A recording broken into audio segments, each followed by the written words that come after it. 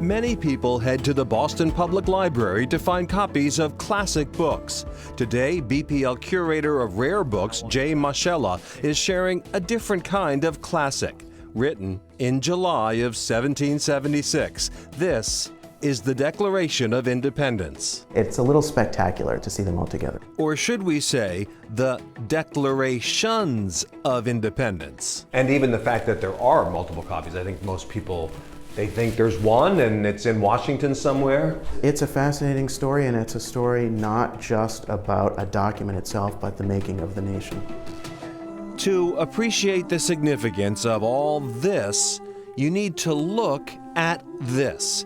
The original Declaration of Independence, handwritten and signed by the 56 members of the Second Continental Congress. You have to remember that that document was signed during wartime. So this famous image, historic fiction? Everyone isn't just sitting around a table. A lot of the delegates have to travel long distances to sign their names to it.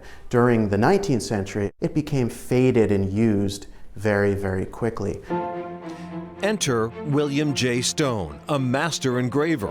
In 1820, then Secretary of State John Quincy Adams commissioned Stone to hand carve a hyper-accurate copper plate facsimile of the original Declaration and its signatures. The process took 3 years, and today the Boston Public Library has a rare proof from that plate, printed on paper. This is as faithful to the original document as you can get. Most of us here that think of the Declaration of Independence are actually thinking about this printing.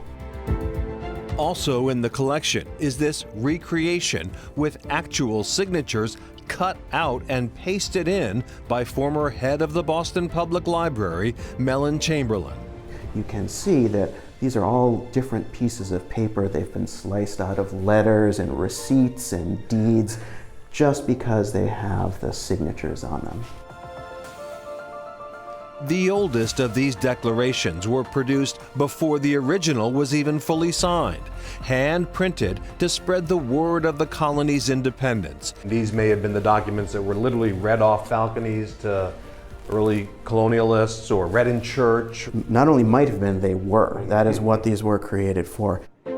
A sentimental favorite would have to be this early newspaper version with a familiar name. July 18, 1776, the New England Chronicle. And there it is, top story. You can see Declaration of Independence here and, advertisements for pottery, silverware, horses. Wow. It's a slice of life. Well, it also reminds us that advertising always supports good journalism, right? That's right. If you love New England food, we have carrots, rutabaga, celery root, parsnip, some potato, and a little history. We're in the original mill that Paul Revere and his son built in the early 19th century. Northern Spy Restaurant, located in Paul Revere's heritage site in Canton, is celebrating America's 250th in a delicious way. That's incredible. For the 250th, Chef Mark Sheehan is cooking up a historic menu, plus lectures and pop-up feasts, where you can taste the history and hear it too. I personally really think that the story has an added value. Mark studied history at Holy Cross. Now he's serving it over wood fire. It was how people were cooking at the time. I think that it informs the flavor. It's almost like its own ingredient. So what ingredients were people cooking with back in 1776? So here we have a variety of heirloom baking beans. These are our oxtails, and beautiful New England root vegetables, really sweet because of our perfect soil. 2 types of corn, some sunchokes, an indigenous tuber that has been grown in New England forever. On this day, we're making the dish that legend claims saved the Continental Army, Philadelphia pepper pot. The dish spread through the mid-Atlantic. As veterans went home, it went up into New England. While Continental Army was starving in Valley Forge, this was a stew of oxtail with root vegetables, and because it was so cold, a spicy, peppery broth. The thing that probably freaks out most modern New Englanders is tripe. So tripe is one of the stomachs of a cow.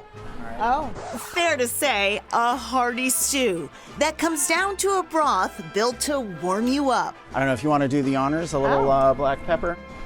Good? I think that's great. Well, it certainly smells good. Time to taste history. It's good. That's really good. Do you think Paul Revere would be happy with your menu? I hope so. His ghost is leaving us alone because he respects the choices we make on the menu.